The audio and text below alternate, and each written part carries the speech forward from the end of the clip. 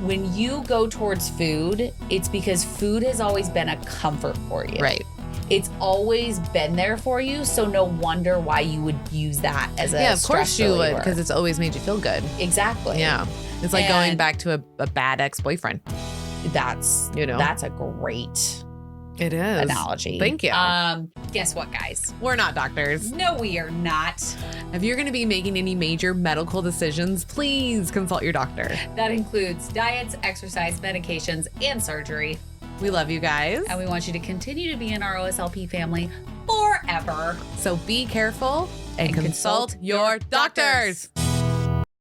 We all need our vitamins after surgery, regardless of what you think. Yes. It's a must. Yes. So why not choose the easiest and the best tasting in the community? Seriously, it's ProCare, guys. ProCare Yup. is so delicious. I use their chewable for over a year. That's how I know. Yes. And I love their capsules. Yes. Love them. They're Yes. once a day. I take them at night. Easy peasy. And my labs are fantastic. Yeah, our labs are great. And I've actually switched to the capsules and I take those at night now. So Yes. if you guys need your iron, they have them with iron and they have them iron free. They even have calcium chews. Yes. The calcium chews. Perfect. They have mocktail ones, chocolate. They have also some caramel and a cinnamon roll. They're freaking delicious. So go over to procarenow.com and use our code OSLP to save some money. Prepping and measuring your food post-op is a beast all in itself. But Portion Perfection has actually made it super, super simple. They have bowls, plates, and even a lunch bag called the Kit and Carry where you can have all of the system ready to go. Yeah, we love carrying that thing around with us. It's so much easier to pack your lunch, your snacks, especially when you're on a road trip. That thing is a lifesaver. Yes. So if you want to get these things to help your journey, just go over to portionperfection.com and use our code 15OSL-POD. And again, that's 15OSL-POD. And you can also go over to our Amazon storefront to pick out any of those that you would like to use. If you could take a quiz today about weight loss surgery, how well do you think you would score? Well, there is an app for that, and it's called NewTriHealth. Yes, it has 12 modules. You watch a video, read an article, and then you get to take the quiz. If you want to be the most prepared for the journey that lies ahead, go over to NewTriHealth.com and put our Sleeve Life podcast as your provider. All know how difficult post-op life can be. Yeah, it's pretty freaking hard, guys. Yes. And so a way to make it a little bit easier is by joining the T.R.I.B.E membership program. It has been created by a registered dietitian. She's actually the sleeve dietitian on Instagram. Her name is Jamie. And she's created this whole membership program just to support us. Yeah, like we've had her on the podcast. We love her to freaking death. And then two, like she has full experts in their field that help you. And they've had bariatric surgery, almost every one of them. Yes. And the sleep dietitian is freaking smart because she has almost a support group every single day, guys. Yes. You're going to get an email. It's going to tell you which ones are for today. And you can just sign up and hang out with people that are just like you. And I've even used the journal prompts. I'm into journaling, and that was way helpful to just go somewhere that can help you and just get your mind going. Yes. So if you need this kind of support, which a lot of us do, go to her website and use our code OSLP at checkout to get your discount.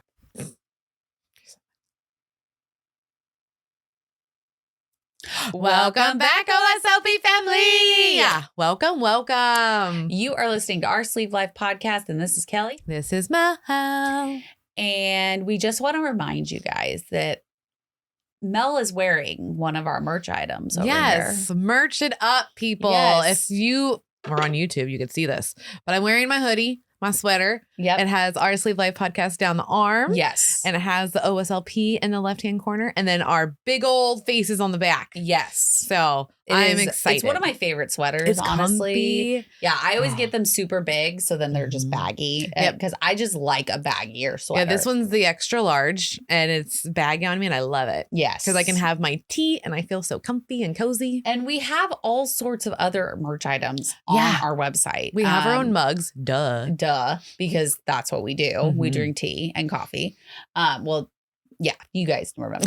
You guys know. You guys know. But we have t-shirts, we have tanks, we have mugs, we have tumblers, we have all of the things that you could possibly want on the website. It's on there. It's on there. And we also do still have JBY merch. Yes. Which if you don't know what JBY is, it is the award show, bariatric award show that we have created, which there will be one every year now. That's right. It's Just Be You award show. So all the JBY merch is on our website. So just go on over to oursleevelifepodcast.com and the merch button is up at the top. Click on that, scroll down and order yourself some cool stuff. Seriously, because it's like she said, it's at oursleevelifepodcast.com. Now the top part says become a patron. It does. And if you don't know what a patron is, what they are like exclusive people that help us, support us, and then they get these awesome benefits. Yes. So like not only do they get a Zoom call every month with us, they also get discounts on merch items.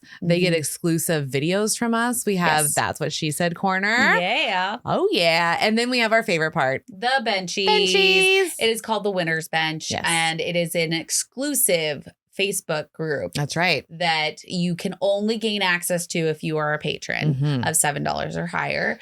And then you get all of the benefits of the support group. Yeah, we have over 200 people. We even have lots of men now that are in there. We love all of you guys. The men are showing up. They're showing up, and I love to see that support. So go over there, do that, and then like I said, the if you're watching, you could see the sweater I'm wearing. Yes, and so you want to go over to YouTube. Yes, and just type in Our Sleeve Life Podcast. We're the only ones. That's right. And then you'll be able to see videos like this one right now. Yeah, because one thing I think I forgot to tell you guys, we're coming to the East Coast. We are. It is official. Whoop, whoop. East Coast tour. Official. We are going to be there in February. Yes, we also have those dates to you guys very, very soon. We'll have those linked below because by the time this is out, we'll know all the dates and where we're going to be. Yes. So yes, we're going to be, I can give you at least the towns. We can. We know Orlando's our first stop. Orlando's going to be the first stop because your girl has to go to Disney World and Mel has never been. So we are going to go and live our best lives in Disney World. So excited. But we also get to do an exclusive show. Yes. And all of that will be available, like Mel said, linked below. And then our second tour date or tour location is going to be Philly. Philly. We're coming to Philly. Yes. And as you guys know, Dad Rob lives in Philly. That's right. It is going to be so much fun. And again, it is going to be an exclusive show. Yeah. So there's only going to be a certain amount of tickets. That's why we're saying exclusive. So once those tickets are sold, we're done. No one's let in at all because it's going to be at a small area. So it's going to be a lot, really like intimate. Yes. It's going to be a lot of fun. And then our last tour date I'm so excited. Tour date? I don't know. Our next stop location is Brooklyn. We're coming to New York. We're going to fucking Brooklyn. Yes. This is going to be awesome. We're so excited. Yeah. And again, it is going to be the same type of deal. Yes. There's only going to be a certain number of tickets that are being sold. So you will want to snag those ASAP if you are in the area. Yes, because your girls, there's going to be more than just us. We have random shit that's going to be happening on these live shows. So you definitely want to come because they're not going to be live streamed.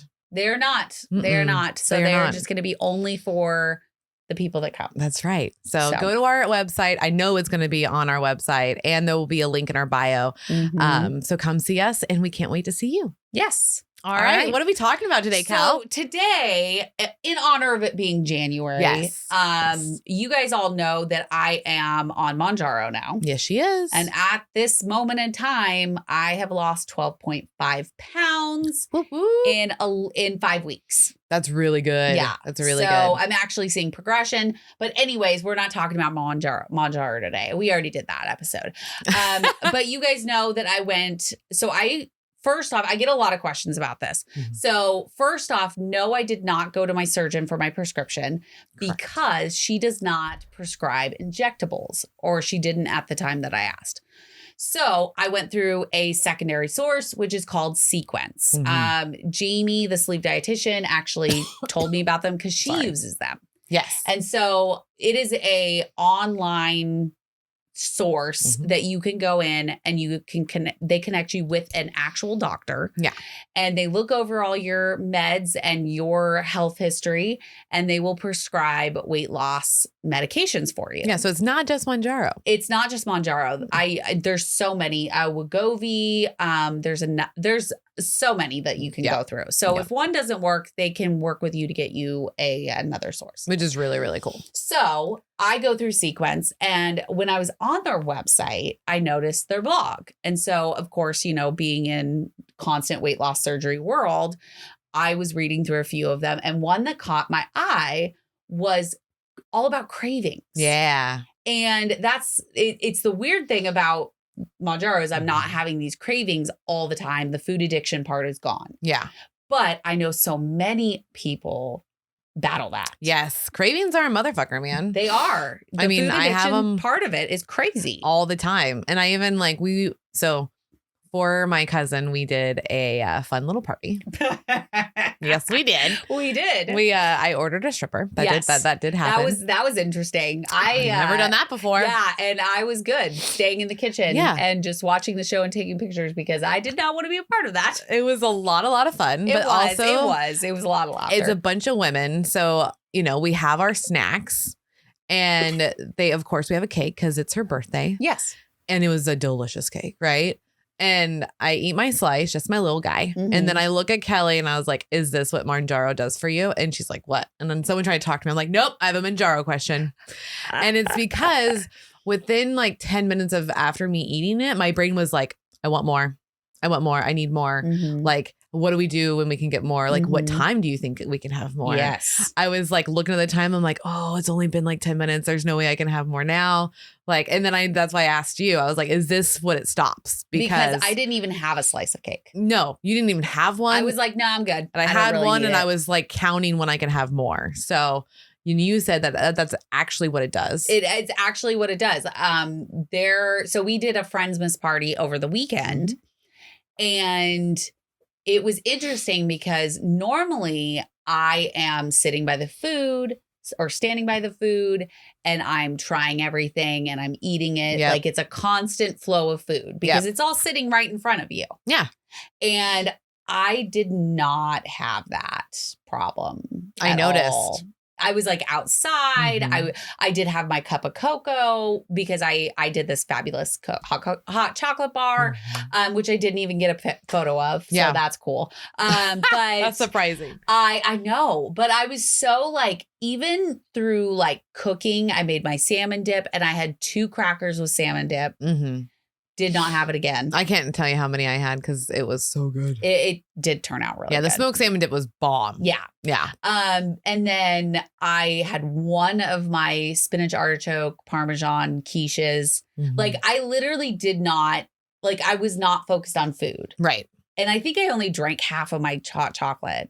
I had one shot of tequila. That was it. It just eliminates the constant narrative in your head because that's what I feel like. I think food addiction and cravings go hand in hand. Yeah, I think so too. Because if you have food addiction, I feel like your inner monologue about food and what you want and how, you're saying, what time you can have it, when you can have it, when can you sneak it, when can you, no one's going to be around. So you can just pop in and have some. That's the constant narrative that I felt before the medication. Well, and that's definitely what I have. And currently, I definitely did that night too. I was like, no one's in here. I'm taking a bite. Right? It's the sneakiness comes out. It does. It's interesting because I can have whatever food I want. Right. But yes, we can. If I would get up in the middle of the night, so this is before Mounjaro, I would get up in the middle of the night and I would feel like I was caught doing something horrible. Yes. If one of the girls came out. Yep. I think Dylan came out. Yep. Right?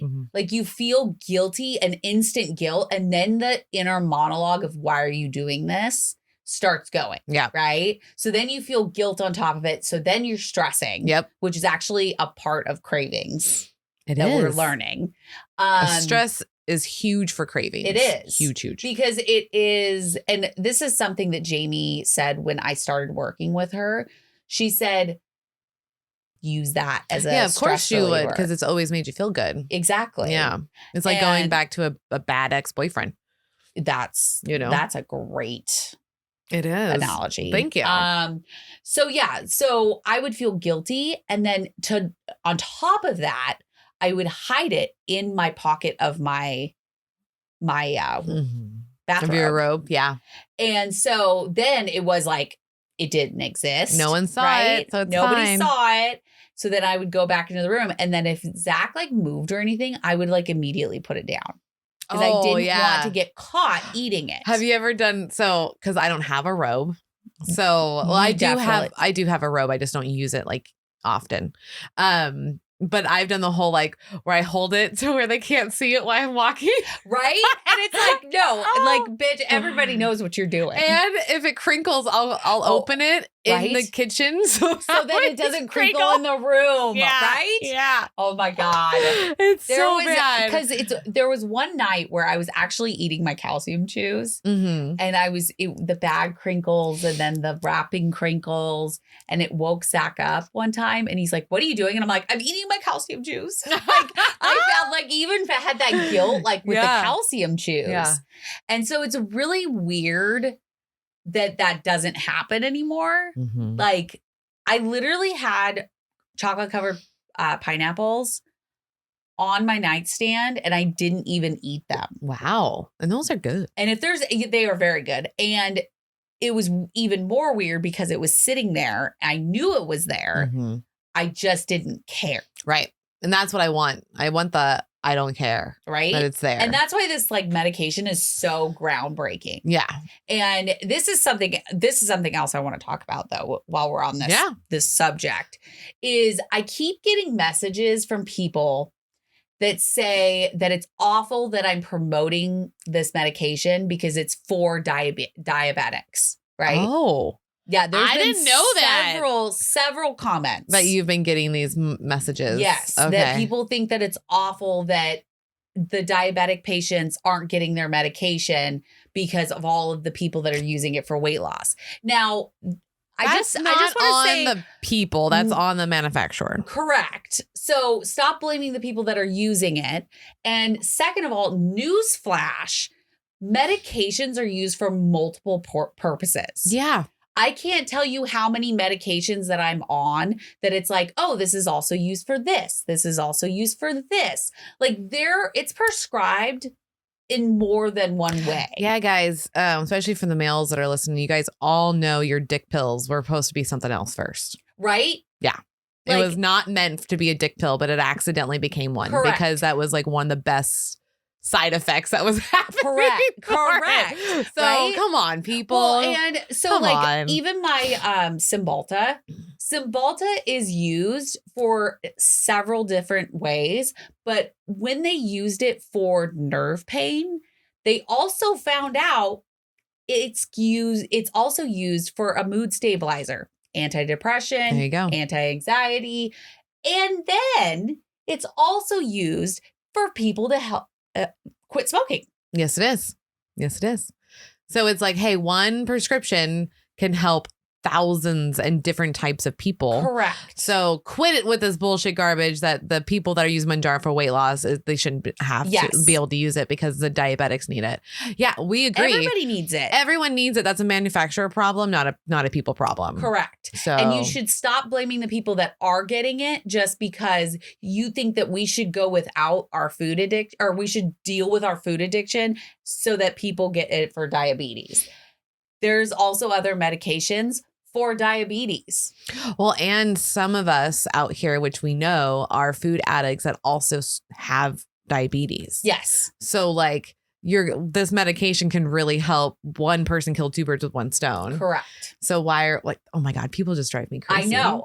So I just wanted to talk about that because I've noticed it a lot on my Friday Mounjaro updates on Instagram. And I'm just like, I understand that you're probably just as frustrated as I am when you hear you can't get it, right? Yeah. But that is not my fault. No. That is the manufacturer. And so go talk to them. Well, and the weight loss people aren't hoarding No, it's the not stuff. like I'm out here like with 6 months and going, whoa, you can't get yours. Like you're literally only getting your month supply at a time. Correct. And I actually go through the same frustrations trying to get it. Yeah, I listened to her called, like, she had a call a Rite Aid and they called like 5 or 6 of them until they found one that had it. Yeah. So it's not like it's one that she's searching for it. It's 2, the Rite Aid is doing the work. And 3, they even said there's a manufacturing issue, that there's a high demand, low supply. Yes. And they're dealing with it. Yeah. But we have to give each other grace because we all need this medication for different reasons. And we should all be helping each other, not breaking people down. No. For it. No, people. That's my little soapbox. When you were on Sequence. Yes, let's go back to the original. It say what causes cravings? So it did. Okay, so here, I'm going to pull up the blog. Because I have the one that says how to eliminate, but I also want to know what causes these cravings. Okay, so I thought these things were kind of really interesting because we learn stuff every day when we're on this podcast, when we're talking, doing research, all these things. But I've never actually looked into what causes food cravings. Yeah. I think it's very interesting. So low blood sugar. So what they say is research shows that cravings increase when blood sugar is low. It's part of biology. Having low blood sugar usually results in low energy, which means your body is going to be driven to look for some energy. Okay. What's the fastest form of energy? Carbs. Yeah. So processed carbs and sweets. Mm-hmm. And then it can happen when you skip a meal or skip a snack.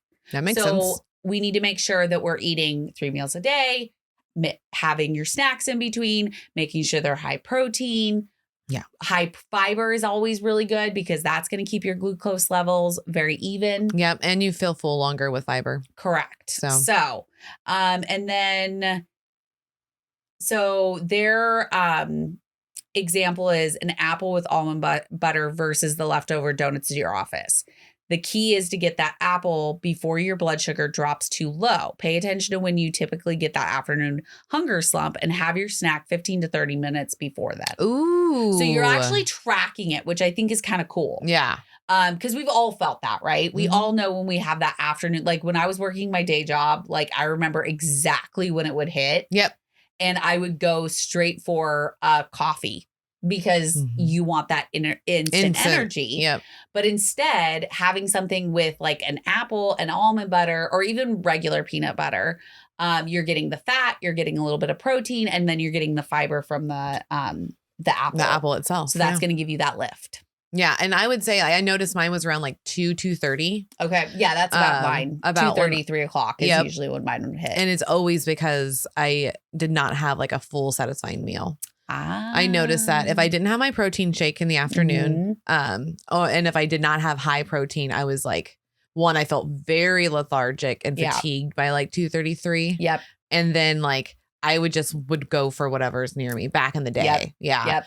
And before working with Jamie, that's what I would do. I would come over here, we would do our work, and then I'd get home.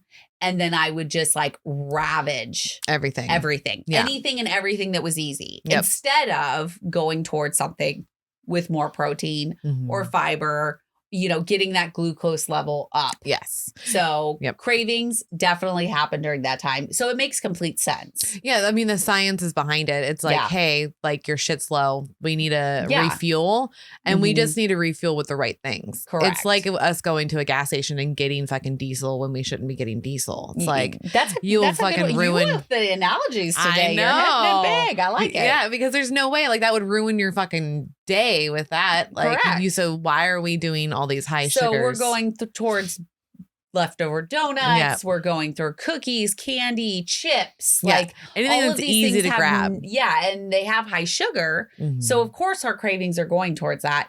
But what we should be doing, like, and I've started doing it now, is making my canned chicken. We were talking about it last week because I picked her up some from Costco. Because shocker, I'm having basically a can a day. Yeah, which is fine. Like she actually asked Jamie on one of our calls and Jamie's like, it's just chicken. Like, yeah, you can have it every day. I know. She's like, is there something wrong with the can? I'm like, I love her questions though. I know. Because she makes you think. Yeah. And then you're like making the decisions on your own. Yep. And so it cracks me up how I she know, did that because I to was you. like, well, I guess it's not a problem. Yeah. And then I pulled the whole like, well, I remember seeing it on a movie. If you throw the can, you can get it cheaper. And there's botulism that could happen though. Yeah. Okay. All right. That's why I thought was like, is it okay that I eat a can of chicken a day? And then she was like, well, yeah, of course you can. Yeah. I mean, it's simple. It's quick. It's easy. It's packed with protein. Well, and it's canned goods. Like those are stuff that lasts a very long time. Yeah. And you can make a big batch of it and then you just eat it throughout the week. Yeah. So like the cool thing is if you have quick things like that on hand that are already pre-made, when you get home, say you had a long day, you couldn't eat all day or whatever. Yeah. You can go and eat that and then you're refueled. Well, I felt like fucking satisfied for a long time. Like if you have one can of chicken, like for me, I'm satisfied probably for almost 4 hours. Oh yeah. Like it's a long period, even to where when I had it at your house, Aunt Nene made dinner and she's like, okay, dinner's going to be done in 20. And I was like, okay. And then when dinner was done, I didn't even feel hungry yet. And it's hard because Aunt Nene wants you to eat when she's done cooking. Yeah, like she wants you to have like, it hot. It's offensive for her for you to not, because she'll keep checking on you and be like, did you get dinner yet? Did you get dinner yet? So I just went and got it and I like had some bites and I'm like, I'm not even hungry. Yeah. So I just let it sit and then she's like full. And I was like, yeah, just a little full because she knows that I eat small and it takes me a while to eat stuff. But that's why I was like, just go pick it up because she'll keep checking. Yep. Just go and get it. Adorable. Set it on the table. Yeah. No, it's really good. Because she literally checks on everybody just to make sure. She's like, have you had lunch today? And if she not, did it to me this morning. I will give you some lunch. Yeah. She was like, Kelly, oh, there's plenty out here. And I'm like, I'm just not hungry. Mm-hmm. Like, it's really hard for me to eat in the morning. It is. But I've noticed protein guys just hit the protein because she makes some great food and I couldn't eat it right away. Yeah. Oh, yeah. So, yeah. Okay. So the next one, which I also found interesting, was the inadequate food. So what most people don't realize is that eating super clean or super healthy, with quotation marks, is not necessary and can often backfire into increased cravings. Ooh. And we've talked about this a lot. Like, if you want a donut, you've been craving that donut, have the fucking donut, but pair it with something like your canned chicken. Yeah. Or like something that you're getting all aspects of it. Yeah, get that protein with it. Just have something with it. But have what you're craving. Because if you ignore the craving is going to get worse and worse and worse. And then you're going to freak out and binge. Well, also, you're wasting all that brain space of thinking about it and thinking about it. Now that I've learned that that's what I'm doing after I eat something that's sweet, I'm like, I can't wait till I get it again. Yeah, because Mel is like she's freaked out by how clear I am. It's because this has not happened in a very, very long time. No, this is very unreal. Like Kelly is focused and stays on task. So much so that I'm like, I feel behind. Well, because like every day I'm like, oh, and then I did this and this and this, and I moved this around and I got this figured out, and it's crazy. Yeah. Like, it's very impressive. The energy is back and I am clear and I'm focused. And that's what I love. It just shows you if you use your tools right, you'll feel good. Yes. And we understand it's annoying to hear the same shit, but guess why? We say the same thing sometimes because it actually works. Yes. And these GLP-1 medications are insane. Yeah. The clarity that and I'll say it again. Jamie said it in the beginning. If this is how people that don't have food issues are every day, no wonder they don't have food issues. Right? Because if they actually were this clear and didn't have to think about it so much like we do, then no wonder why it's fine. Yeah. But also in the same token, what Jamie did say is then everybody has their vice though. So theirs just isn't food. They might be clear and fine with food, but say their problem's alcohol. Yeah. Or it's gambling. Or it's sex addiction, whatever it is, or something. We all have a battle, guys. We do. Ours definitely is fucking food. Yeah. That's what ours is. Because even with, because I have a family member that's really battling addiction right now.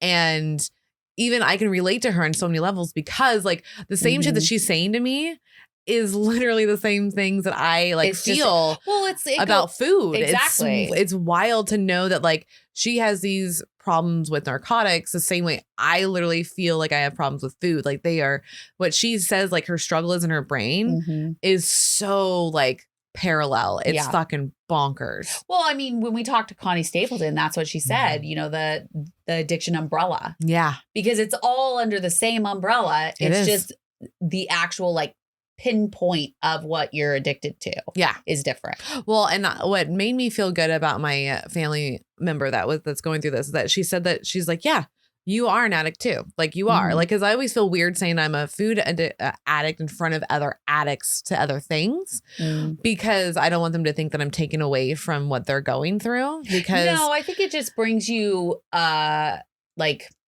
a connection. It does because like there's so many things that we can relate, like having the food in the house sometimes, like how just one item will make me feel better. Just knowing that there's something chocolate in this house makes me feel good. I might not even have it tonight or tomorrow, but the fact that it's here makes me calm and comfortable. And she was like, yep, that's immediate red flag for addiction because you can at least have in the house that when it calms you. That's the big deal.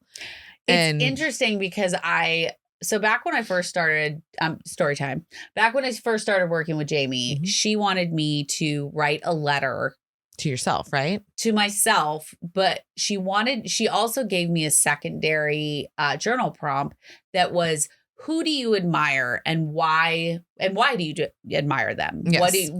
And I wrote about Mel. Oh, because like I admire the strength that you have always shown.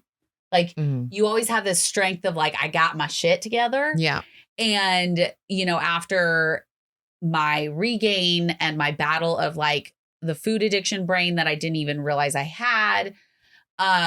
It's funny because now that we talk about this, like it's interesting how much like you show that everything's fine, but in your head, it's like really not. Yep. And so it cracks me up because it's just giving me like an inner looking to an inner vision of what Mel goes through. And it's really like, it's admirable that you're talking about it. Yeah. Cause like I'm getting more comfortable talking about it. And I think it's helped you going through your process and then having my family member go through what she's going through, like being able to actually open up and then someone relate and there's not like a pushback.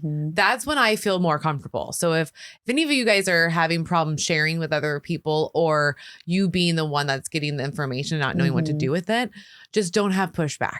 If you could just not give someone a pushback when they're giving you info, like just venting, they're more reluctant to do it more. Because I know for me, when I get pushback, then I feel like, oh, there's something wrong with me. I probably shouldn't have done that. And now I feel like I can't talk to that person.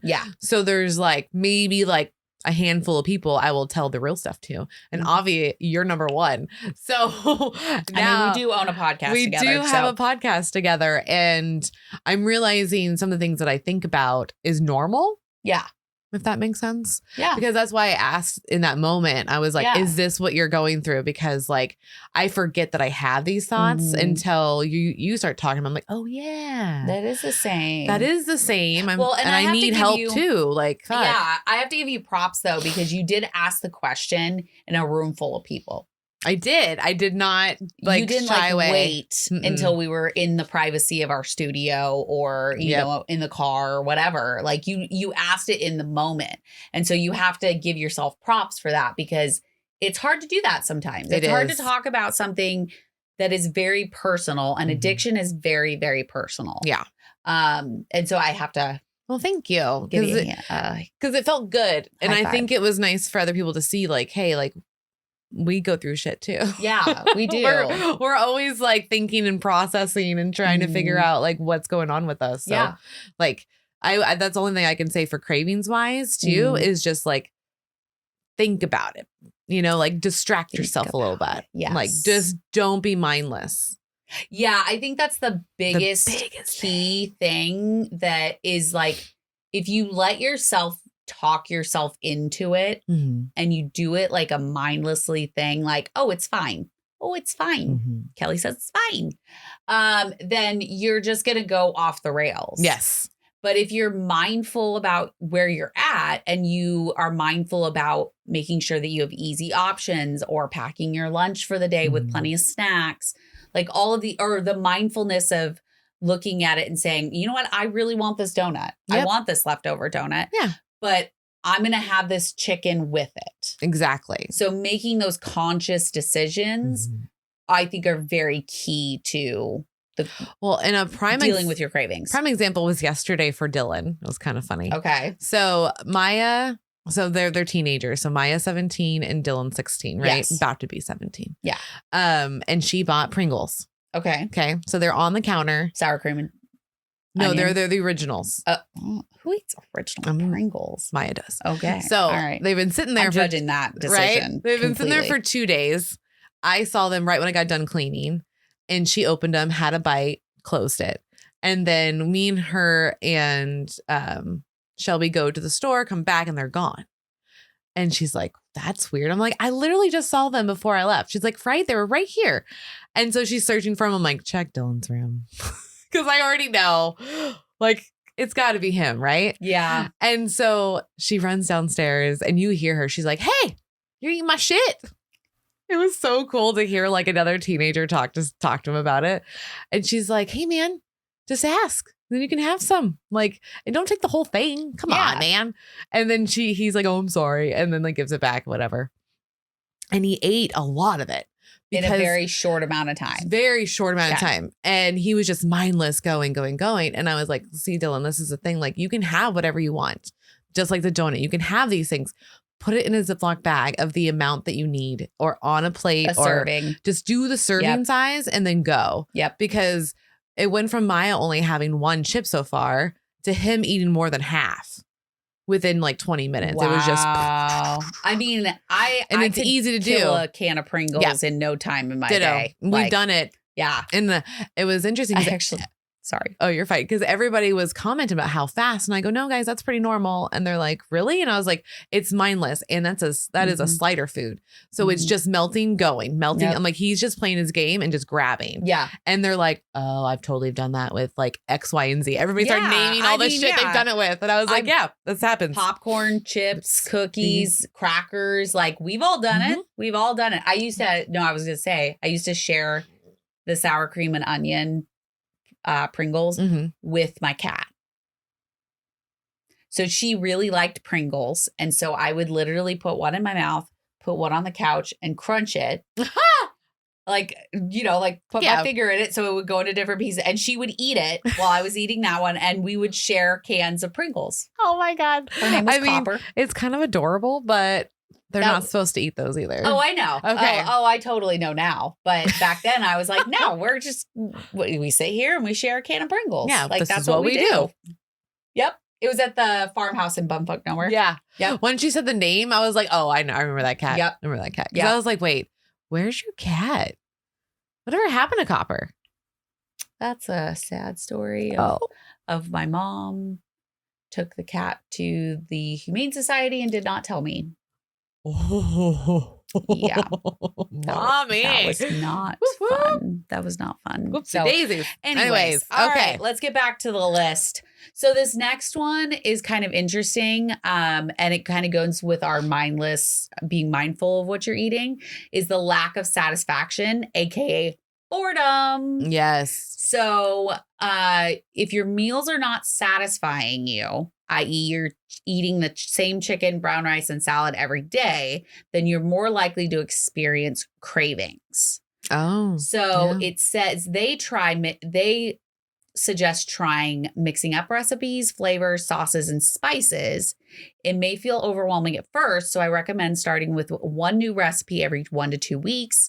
Pick up a jar of pesto, marinara, tzatziki, hummus, teriyaki sauce, barbecue sauce, and adding a drizzle onto your meals for a pop of flavor. Think outside of the box. Well, that's smart too, because like say if you're the person that's having salad every day, like a chicken salad, we hear that all the time, grilled chicken salad. Yeah. If you literally just put a different topping on every time, then it's going to feel different. It's going to taste different. Yeah. And then your brain's not like, I'm bored. I'm bored. I Yeah. need something different. Because I remember you talking about how you turned everything into a salad at one point. At one point, yeah. So it was like hamburgers, salad, chicken, salad, steak, salad, tacos, salad. Like everything was a salad. So as I'm saying these and you're repeating them, your face is like, because you're so like you ate it so much. I ate for months. Everything was a fucking salad. I remember being like, I don't want any salad. Yeah. I'm so no tired salads. of this. Everything's a fucking salad. Yep.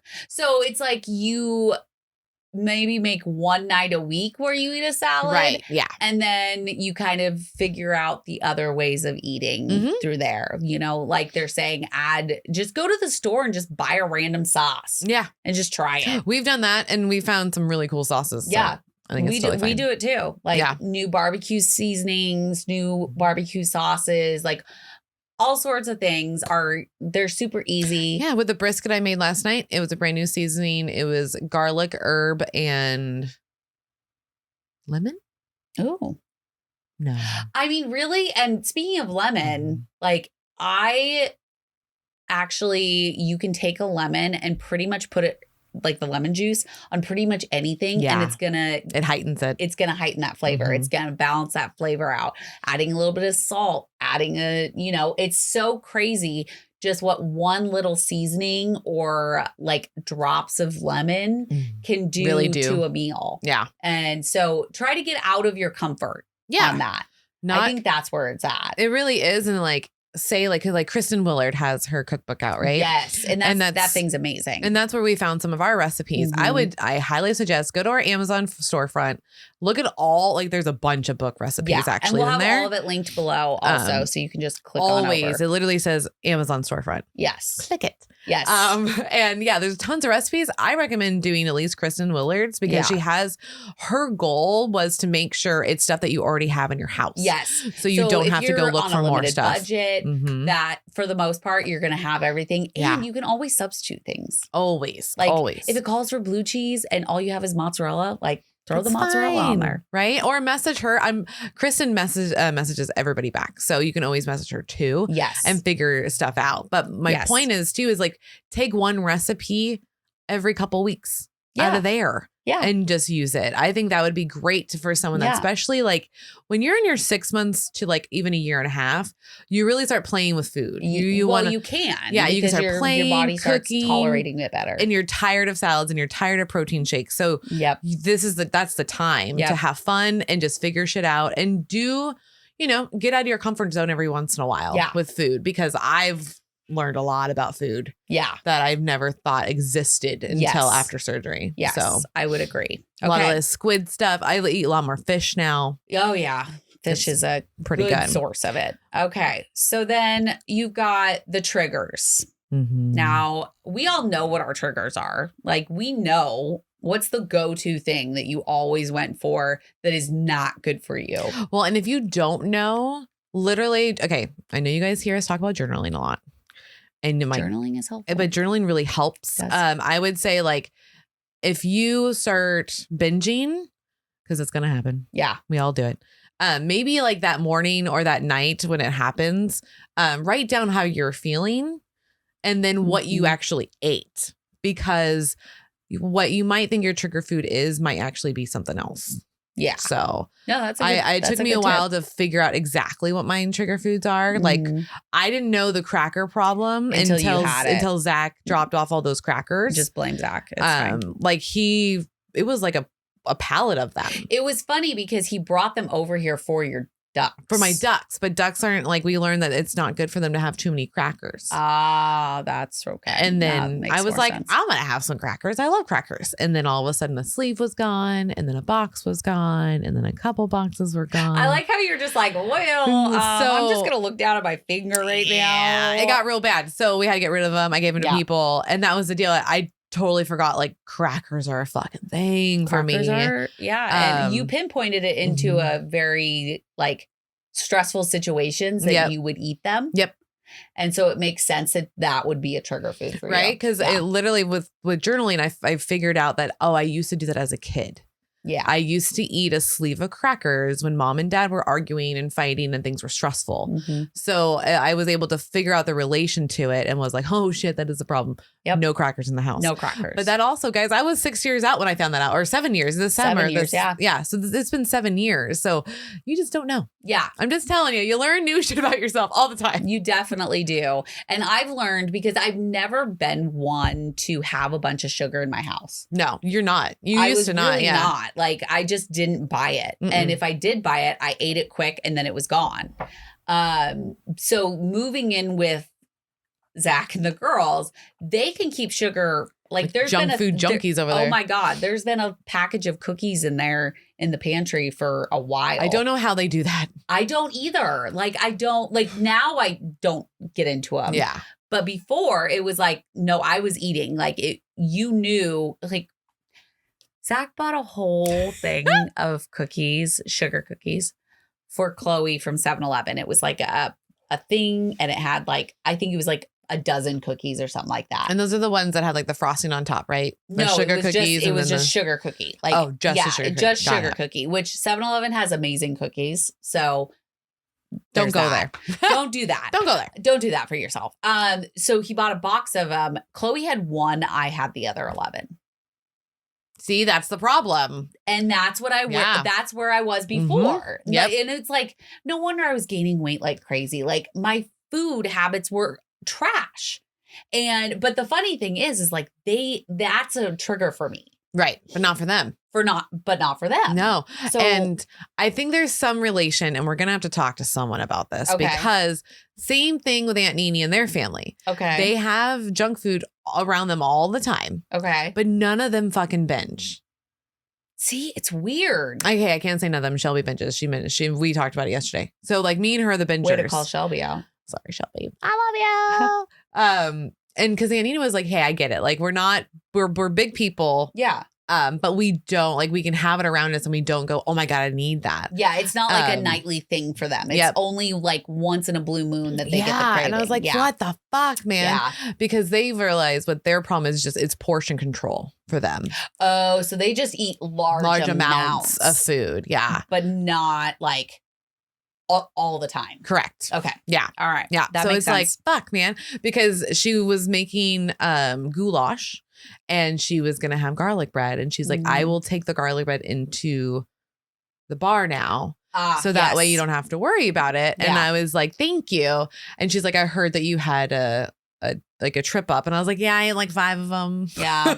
And she's like, yeah. She's like, I didn't realize like that was a thing for you. And I was like, to be honest, we don't have garlic bread in the house. Yeah. So I didn't realize that was a deal for me either. Yeah. Because you guys don't really buy French bread. No, because I know that I like French bread. Yeah. Because you and Amy Me used and to sit Amy there. would eat a whole loaf to ourselves. We would buy a loaf each and eat them. That's crazy. We wouldn't do that like obviously like every day, but that would be like but a thing still, that we like, have done. I mean, French bread's like this. Like, yeah. that's a lot of fucking bread. Because the first time we did that, we actually shared it. And then the next time we're like, we should just get our own, thinking that was a good thing. I have never, like, I've eaten a large amount of French bread in my day. Mhm. Like, when it is warm and soft and like pillowy, Yep. I will murder a fucking French bread, but Mhm. I've never eaten a whole loaf to myself. Yeah. I mean, I didn't do it in like 1 hour, but it'd take a while. I did it in a day. That's so Had a whole fucking loaf, man. It's my awful, God. but that's the deal is like learning what your triggers are. Yeah, Because you have to journal about it. You have to figure it out because it's not always like, oh, yep, you're a trigger. well, and because me and you did this for a long time, like, well, I have it up here. It's fine. I have it up here. And it's like, actually, when you keep it up there in your brain. So for those that didn't know, I was pointing to my head. You do have to journal it out. Like you just have to get what your brain is saying on paper because it can be misconstrued as something else. And it clears it all It out. clears it, right? Because The whole me yeah. saying like it feels like you're downloading all your information on paper. That's what you're doing. That's really what Yeah. it is because Yeah. like all of a sudden my headspace is clear because I'm not reliving that situation in my head over and over and over again because it's out now. Yeah. I don't have to tell someone. It's just on paper. Yeah. Makes it real. I understand that. And that's the part that's scary for people. It is. It is. So. And I was thinking that when you were saying like, write down what you ate after a binge. Mm-hmm. And I'm like, I would never do that because that's one of the reasons why I didn't get on the scale for so long, because then it makes it real. Yeah. But if you're willing, like if you're in this journey, it's time to make it real. Yeah, you got to make it real. And that's the whole point when we keep saying you're going to be uncomfortable. You have to be willing to be uncomfortable. We've been comfortable way too long, and that's why we got to the sizes that we fucking got. Yeah, because you get very comfortable in your routine and what you're doing, and you're making it okay in your head. Yep. And so if you make it real, and I think that's the first step, honestly. I think so too. I think making it real to yourself and being very honest with yourself. And if that means stepping on the scale and writing that number down or taking a picture of it, you know, having a binge and journaling what you ate and why you ate it. Yeah. I think those are like big steps to take. And that means you're really ready for a change. For this journey, because you're going to have like pockets of uncomfortability. That's just what's going to happen. Yes. So might as well do it also with your brain, because that's the one key that keeps you from like eating the things that you don't want to eat anymore. It's what keeps you not being so mindless. Yeah. So it's like, it's a whole body thing, guys. Yep. It's time to stop being mindless and comfortable. I like it. So we are almost done, I swear. And then we will get to Melanie's. So we've already talked about this, but stress. Stress is a huge trigger for a lot of people. And that's why you are craving stuff. I know I do it. When I get stressed, I'm like, I'm going to eat the fuck out of that. And then I do. Before. I have to keep saying it because it was a before Kelly. Yeah. And I'm not saying I don't get stressed now, but which, you know, leads us into one of another episode that we're planning. But I get stressed now, but I just handle it differently. Well, I think that's the deal is like with me working out, I've learned that's where I'm letting go of a lot of my stress. Yeah. Yeah. Like I'm getting it all out. Whatever I'm angry about, whatever I'm like sad about, even happy about, it's getting done in there. It's like really, I'm going to probably start posting. It's just like, I'm just going to be like in therapy and it's going to be me at the gym. Yeah. No, I like it. I like that it's because working. It is therapy for a lot of people. Yeah. I really have been utilizing the actual therapy. I think it's crazy how much work I've done in just 6 months of putting all of my being into therapy and working with a dietitian, like the sleep dietitian, Jamie. Yep. You know, I've really gave it my all. Yes. I think that's what you have to do. You guys. have to do it. You have to be able to put your all into it and really change. And no matter how much, and I don't want you to think that like you're going to do therapy, work with a dietitian, you're going to have surgery, journal, all these things, and then be totally fine. Because I was doing all the things and it still wasn't fine. Click until I started the medication. Right.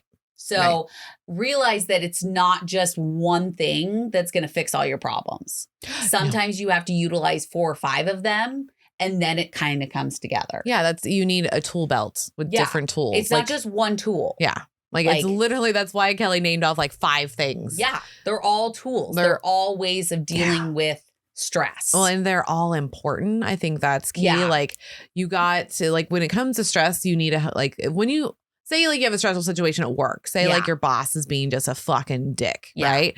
And it kind of leaks into your night because you're fucking frustrated. Yeah. And you have to go back to work tomorrow. You have to deal with them. Do all the that whole good thing. stuff. And you know it in your head. You're like, fuck, I have to deal with these people tomorrow. Yeah. But you need to start thinking, okay, you do have to deal with these people tomorrow. What are you going to do from when you're off work to when you start again to help yourself not feel like that? That's tomorrow. A good question. Like, what can you do? And there is lots of things you can do because you can go work out. You can journal. You can just listen to fucking music, jump up and down, do whatever. To a podcast. Like, do what makes you happy so you can get out of that. Yeah. Because like, it's not going to do you any good to wake up annoyed and frustrated and go right into the job that you're frustrated with. So then when Karen brings in all those donuts, you're what are you going to go towards? Right. You're going to go straight. Fucking stressed. Yep. So you're going to crave whatever's there and handy and sugary and carby. Exactly. And that's why in the morning, prepare yourself, especially when you know you're about to have like a stressful meeting or you're about to have a stressful conversation with someone. Go in with high protein before you go, because you can be super clear. Because I know we want to talk to someone about the blood-brain barrier, because we've heard it kind of talked about a couple of times, once with Dovek and once with Dr. Eric. And I'm like, that there's like a whole thing about food and water and what it does and how it breaks over. So we're going to learn about that all together. All together, our little happy family, because if we can eliminate us feeling stressful in the morning, that's going to create a whole blanket of what the day is going to look like. I think so too. Because I've made it very clear in my house, do not talk to me for the first hour. And it's not like I won't, like, there's no talking. It's let me approach you. That's what I've told everybody in my household. It's like, hey, just let me get up, do my thing, and I will come to you. I will talk to you, like, because I'm just trying to wake up and process my day. And they're like, what do you mean the day just started? And I was like, I understand that, but like, I have meetings, I have recordings, I have interviews, I have things I have to do. And in my head, what I do for the first hour, because I don't drink coffee. Everyone's like, don't talk to me till I have my coffee. Yeah, that's me. For me, it's like, I'm literally just going through my head of like, okay, what am I going to do at this time and this time? And how am I going to get this processed? And, I'm like getting my water, getting my vitamins, getting my tea, and just slowly like getting ready. And I notice if I get that hour, I feel great for the rest of the day almost. Yeah. Like my energy level is higher. My attention span's higher. I don't feel groggy. So I just feel like if you're going into a stressful situation, just prepare yourself. Yeah. You have to prepare, and you really have to be organized. I know it can be annoying and frustrating, but a lot of us are atypical. Right? Yeah, I think it's atypical. Yeah, atypical. You guys can correct me and write into the comments if I'm wrong. But like, those are people that are high functioning, high organizational people. So we can do this, guys. We just have to do it for ourselves, because we're organized and like crazy on point with everybody else. Yeah. And everybody else's business but our own. And that's a problem. We need to just do it for ourselves every morning. Just check in with yourself when you wake up. How are you doing? How are you feeling? That's why I need at least an hour of drinking my coffee and doing mindless shit before I start my day. I really it's very do. important. Yeah. And I go and make my coffee, and I have a whole routine that I do. And if I get that and nothing breaks my routine, I'm good. Yeah. I'm good. I'm ready to take the day off. And we have heard like, when my routine's broken, then like my whole day's fucked. Yeah. And it's like, I understand that, because we've all felt that. Yes, we've all had it happen. My therapist did help me with that though. And that's when like it's broken. And then once you're able to go right back. So even if that same day, remember how she was saying, just complete the routine. Yeah. So say if you call me mid routine, I don't just like freak out and then don't finish my routine. I need to finish it regardless of the time frame. Like, yes, we have like things we have to be at, but as much as you can, finish your routine, because your body likes it. Yeah. Like your mind likes that, like the simplicity of it. So it's like, oh, it's done. Yeah. Now we're okay. Like, yes. I agree. It seems very goofy. But it does work. Yeah. Guys. Yeah. It really, really All does. Right. I think this is the last one. That's okay. Yes. It's our show. The last one. We can go as long as we want. I know, right? Hormonal changes or imbalances. So they say this is the one we don't always have much control over. And hormones like ghrelin and leptin. Ghrelin is the one that makes you hungry. Yep. And leptin is when you Tells feel you satisfied. full. Yeah. Full, that type of thing. So they call them the appetite hormones, can be difficult barriers to weight loss. Hormone shifts throughout the menstrual cycle can also have a significant impact. Typically, cravings and hunger increase during the second part of the menstrual cycle. Yes. We recommend allowing yourself to eat more, even if it's more sweets, rather than stress over it, which is great. So I'm going to read this whole thing because I think it's important. Give yourself a little grace when you're going through hormonal shifts. Talk to a physician if it really seems difficult to manage, and take care of yourself both physically and mentally. There's been some research that avoiding dairy can be helpful as well, but I recommend speaking to your doctor or registered dietitian before eliminating any food groups from your diet. Okay. So I really like that, because I think we tend to do that, like if we're having hormonal changes, because, you've got PCOS, you've got the, period. It's just regular things that happen with women, especially. I think that it's important to try to figure out how to balance that. Mm-hmm. And I think by allowing yourself a little bit of grace during those periods of time where you're eating maybe a little bit more sweets. Yeah. Eating a little bit more carbs. I allow myself during my cycle. Yeah. Because I feel the craving even harder. Yeah. It's like stupid. Sometimes like that's how I know when my cycle is going to start. Cause it's like the 2 days before I start like really wanting fucking chocolate. Like it's harder. It's harder to avoid. Like I'll do the mindless things of like, I'll put up my clothes. I'll do an editing, whatever it is. And normally that works. But like for cycle weeks, it fucking sucks. It doesn't, like my brain won't stop thinking about it. It was just like, when are we going to get it? You should have it. Why don't you have it yet? Let's get some more. It's like, well, yeah, because your period hits you like a freaking ton of bricks, man. Like when we try to eliminate face-to-face during that time because she's just not. I'm mean to myself. I'm mean to everyone around me. I'm not like me. I'm just snippy. You are very snippy. I'm snippy. That's so the deal. We work separately during those times. We try to because she can get very. I just get short. There's no fluff, and I barely have fluff sometimes as it is. I'm the fluffer. Kelly's my fluffer. Yeah. And you know what? I'll be sniffy at my fluffer, so I can't do that. Yeah, there's been a few times. But we just roll past it. I'm a very easygoing person, and most of the time I don't take offense. I just kind of roll with the punches and I move on. But allowing yourself a little bit more grace during that time is very needed. Very needed. And and I think it goes along with the routine too, is like, okay, so you have a few more chocolate bars during that time. Yeah. But then as soon as your period is over, you roll right back into what you're doing. And that's key. What Kelly's saying there, roll right back into routine. Yep. Don't let it break. Just like because my period was last week. So I worked out. And that helped as much as my doctor told me like, hey, just keep working out during your periods. It's going to be a lot better for you. I knew that, but like if mine are pretty bad. You do have sometimes there's periods. Times where I just like can't get out of bed for like 24 hours at least. So, but this last week I made myself go regardless of how I felt, and he's not wrong. Like, I mean, doctors do know something. They do. I mean, yes, it was harder to push myself at the gym. So, but I still made sure I did an hour and I did everything that I would normally do. I've noticed it took me longer to get like my mile on the elliptical was 16 minutes instead of 15. Okay. Like things were just taking a little bit longer, but I didn't give up. That was the deal. I was like, nope, I'm here. And then the rest of the day I wasn't as crabby. Like my mood, I wasn't really sharp with people. So I do highly recommend like high protein, especially during cycle time. I've noticed that just helps with my complexion as well because I'm pale as fuck. Yeah. Kelly tells I look like I'm death when I'm on mine. So I would say high protein, which has helped me with the sweet stuff. I still want it. But it's not as bad. Yeah. It's like the inner monologue is a lot shorter. Okay. When I work out. So I did notice that this last week. I was like, oh. So you're seeing changes too. Yep.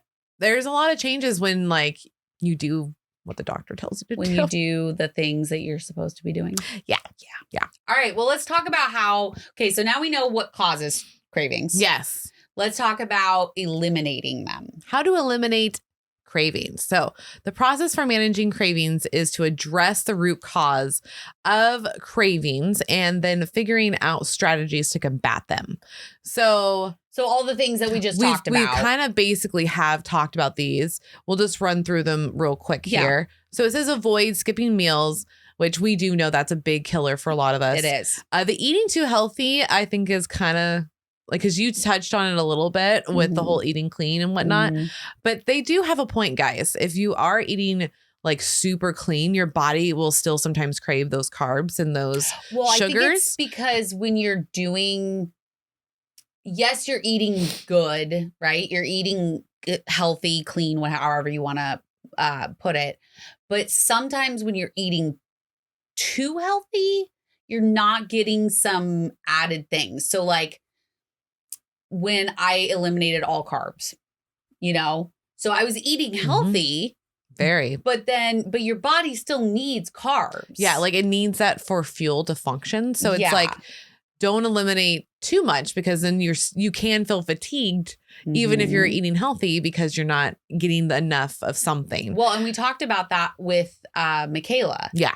In one of the episodes, and she actually pinpointed, like, I restricted because eating too healthy or eating too clean is a form of restriction. It is. So she said that I was restricting for so long that it makes sense that I regained or rebounded, however you want to say it, so hard. Yeah. Because I was so restrictive for so long. And I think you almost see that with anything that happens with music, movies, politicians, food. It always goes too far to one side, and then we have to reel it back into the middle. Yep. Like it happens with everything. Yep. And this even says like you'll be excited to add carbs back in your life because like I said, you do need those. Like whole grains are great. Do. Like, like the quinoa and all those things. Like I'm not a fan of quinoa, but brown rice, you like that? But I do like there's some from Costco, and we had it in our Costco reel. Yes. Of what we bought. And they come in packs of like 10, and they're the rice that you just pop in the microwave for 90 seconds. I really like them. There's a kale and something brown rice one with quinoa.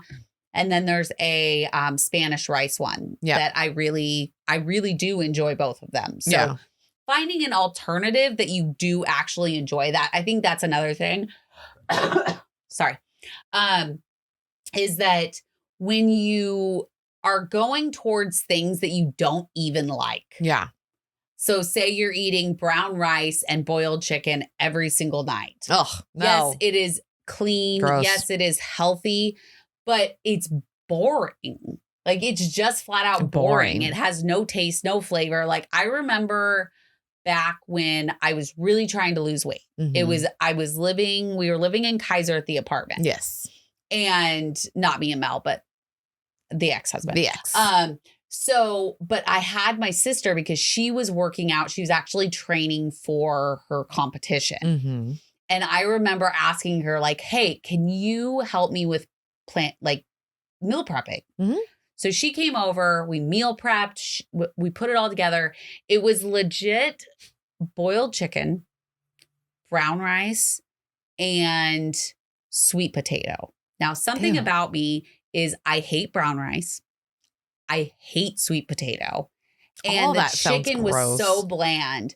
Like I literally ate it for one day and I was like, I can't do this. No, who could besides animals? She literally ate like that for like 5 weeks. No. Her waist was like this big. I'm not even joking you. It was weird. I'm surprised the food could fit through it. Yeah. So, but this is the other thing is okay. So I couldn't do it. I refused. I could not do it. It was so disgusting.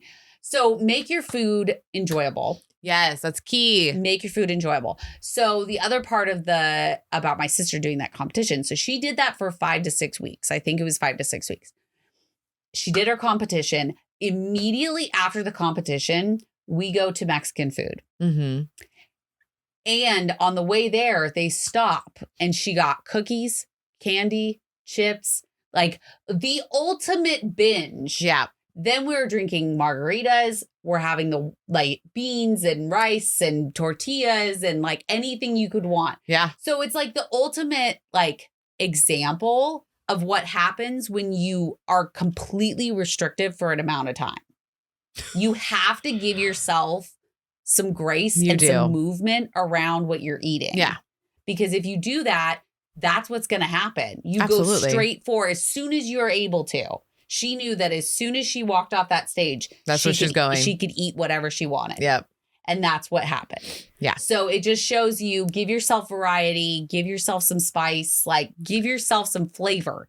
Yeah. We are not meant to eat boring for the rest of our lives. And I don't even know where anybody got that from. Right? Why were people even doing that? So imagine eating boring for the rest of your life. How boring is that? Yeah. And is that worth you being at a low weight? No, not for me. I look back and I look at myself at 140 and I'm like, I was number one, too skinny. Number two, I wasn't enjoying my life and my food at that point. I was literally eating the bare minimum. Yeah. So let's just move beyond the boring and bland world of food. Yeah, I think maybe as a new bariatric patient, just literally go to Costco or your store of choice. Yeah.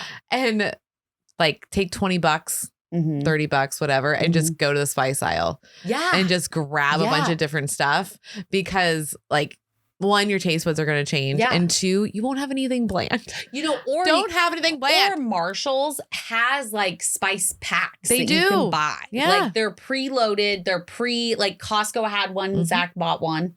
I don't think we've even used it yet.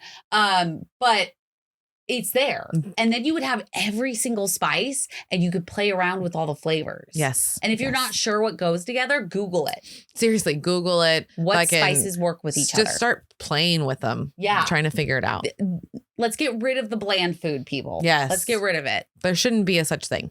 You should actually like once a month, take $20 or $30, go to your store, buy like 2 new spices and 2 new sauces. Ooh. Every month. I like that. And then you can kind of figure out some recipes to use with it and just try it in different ways over the month. Yeah. And then the next month, find new ways. And then you always will have new recipes working into your system. And then you're kind of building your own recipe book. Exactly. You know, like your own personal, like, okay, I could have these different spices and then this could cover a month or 2 worth of food. And that would be amazing. And I have to point out also, like Dad Rob, he has, if you have not listened to his episode, go listen to his episode because it's incredible. But he actually has like a whole Excel file of what days they're eating what, but none of his food looks bland or at all or boring. Nope. I would love to when our Philly Dad Rob, we can have come over for dinner. Dr. Rob. Dr. Dad Rob. Yes. Let's go over to your house for dinner. Because seriously, all his food looks so yummy. And I can imagine like being excited to eat that food. Yes. Yes. Yes. Okay. So what's our next one? So the next one, we're hitting on a lot of these. So basically it's like having the healthy option in advance. Yeah. So pre-plan, being mindful, knowing that when you get home from whatever you're doing, for my example, like our recording and stuff, knowing when I'm going to get home, I'm going to be ravenous. Yeah.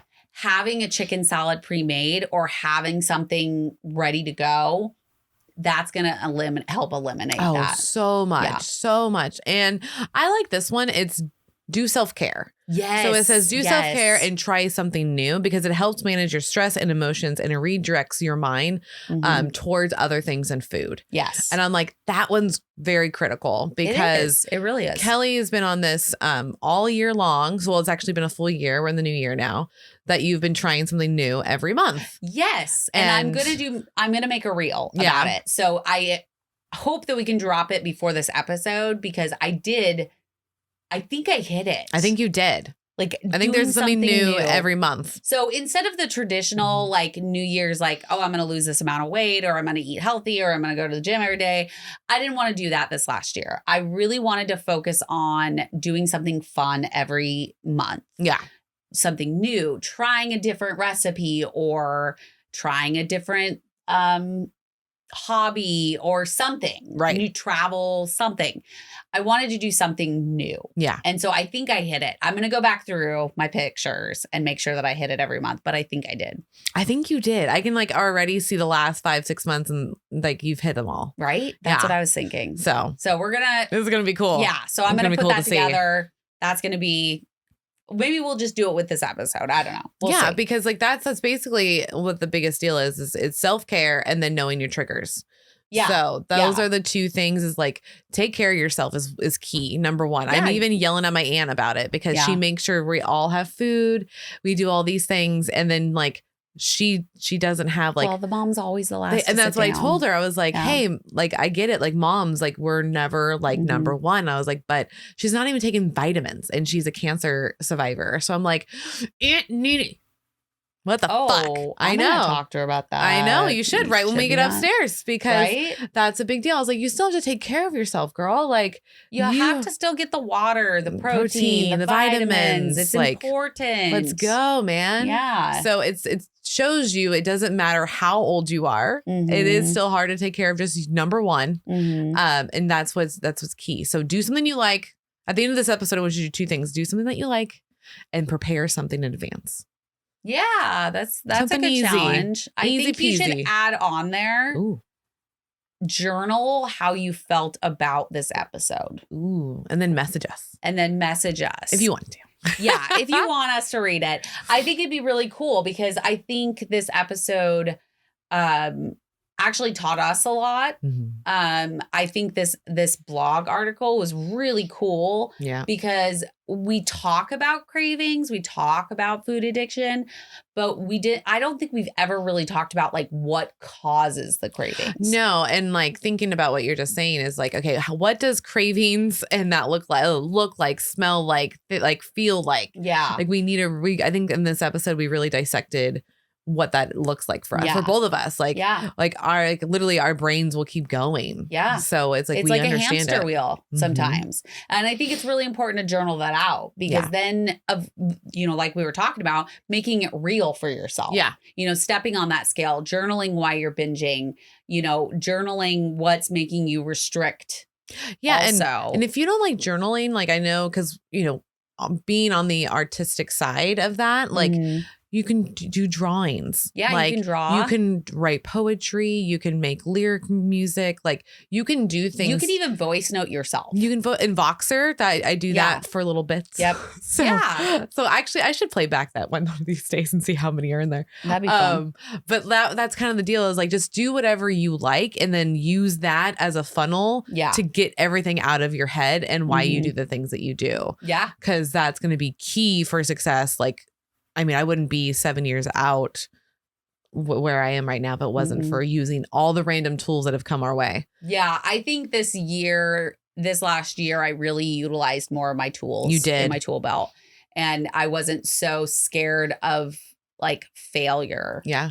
And I think that's a lot of the cravings, like why people restrict, why we're constantly battling our weight because we're so afraid of failing. Yeah. At everything that we try. Because think about the diet culture. Mm-hmm. Everything's based on the failure of it. It is. Because if you think about and I think we should do an episode called What is Failure? Yeah. I think that's a good idea. Because failure looks like a lot of different things to a lot of different people. Yep. And diet culture is a fucking bitch. Well, and I think they've used the word failure to promote their fucking shit. Yeah. And it's made us feel like we're small and that we're a bunch of little failures around the world and we're not. Well, and I think with I'm going to pick on Weight Watchers here for a second. And if Weight Watchers works for you, like go with your bad self. Like if it works, utilize it. Cool. Do it. I'm happy. For me, every time, I would do Weight Watchers for a little bit and then I would feel like comfortable. So then I'd stop doing Weight Watchers and then I'd gain back. Of course. And then I would go back on Weight Watchers and then I would be really good. And then we'd go on vacation. Yep. And then I'd fall off. And because diet culture also tells you when you're on vacation that it's okay to eat like shit. And for you to do all those things. And I know where Kel's going to go with this for like a hot second, but my key thing, and I've said it since the beginning, your body doesn't know you're on vacation, only you do. So you should still treat yourself with respect and dignity and give yourself the protein and water you need and then go ham afterwards. Well, I play hard, work hard, man. Yes, I agree with let's give our bodies what it needs first thing in the morning, right? Yeah. Have a nutritious breakfast because most places you can have a nutritious breakfast readily available. And I'm thinking back to Mexico. Yeah. Like I had eggs and meat and fruit pretty much every morning. Yep. And I made sure I got high protein in the morning. And I didn't really go ham, but I enjoyed myself. That's what you need. And I also listened to when my body said I was full. And I think that's another thing is when you're on vacation, you try to push it because you're on vacation. Yeah. And I think there's a balance between enjoying yourself, but also listening to what your body needs. Yeah. Cause when we would eat a lot on vacation, it was literally painful. Yeah. And it's like, hey, you can still be on vacation and enjoy everything without it hurting. Correct. You know, you don't have to be walking around with fucking nausea and heartburn. Yeah. Like, who wants to feel like or that? swollen feet. Yeah. Who wants to feel like that on vacation? You fucking don't. You know, when I went to Just have a Mexico, little bit. because I ate and I drank, I got my water, I did my protein, I made sure that I was up, like doing the things I needed to do. And with the help of the medication, I wasn't having like nonstop sugar and carbs like I normally would on vacation. Right. My feet didn't swell at all. And I was on planes like for like 6 hours. So now we know. It's very interesting. Very Eye-opening. interesting. So it just goes to show you there is a lot more happening within your body than what you think. And if we can just get Kellie to use sunscreen, we'll be golden. We'll be golden. We'll be golden. And, you know, I'm literally golden right now. If you think about it, like my hair is like kind of a golden. My skin like a rose is gold. Kind of a golden. Yep. I'm ready to change. And I love it. By the time you're watching this, my hair has already changed because we're going in after this. Yes, we are. So, all right. We love you guys, and we will see you